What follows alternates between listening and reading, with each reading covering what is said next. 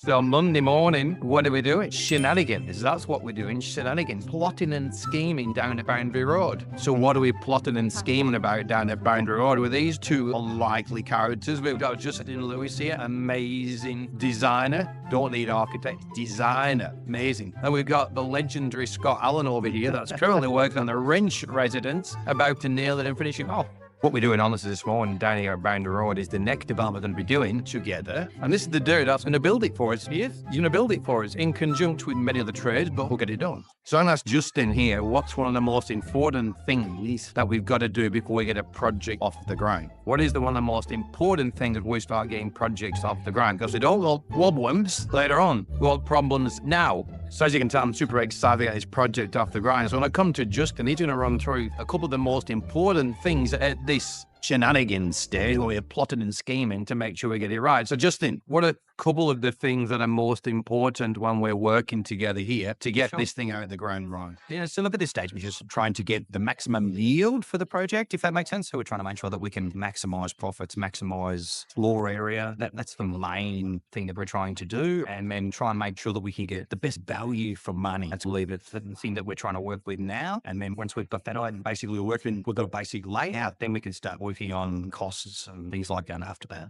Did you hear that? This is super cool when you're working with a designer, because he's actually not working out how to cleverly fucking do something to make himself look fucking amazing, which he is. Yeah, he's actually thinking about how to make some money out of this thing. So if you're working with someone that's going to build something commercial and make some money out of it, make sure you're looking at how to, what was that word? Maximize the what?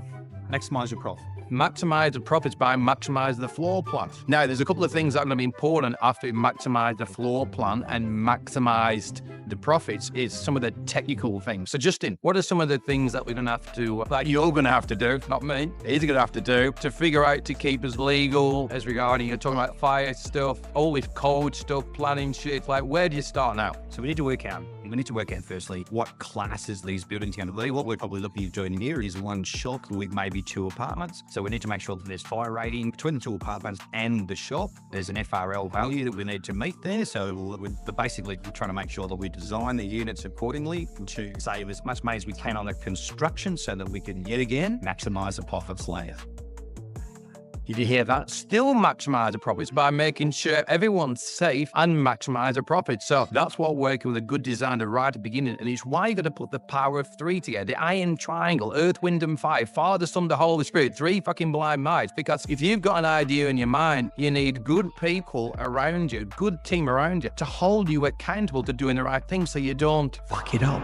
Which I'm good at. I think so. And I don't want to do that. So I'm going to ask our good friend here, Scott, who's been doing an amazing job at the moment in time on my Wrench residence. What are some of the important things to think about when constructed? So Scott, what we're doing now, shenanigans moving forwards, what is a couple of things we got to consider that you're bringing to the party here regarding construction methods?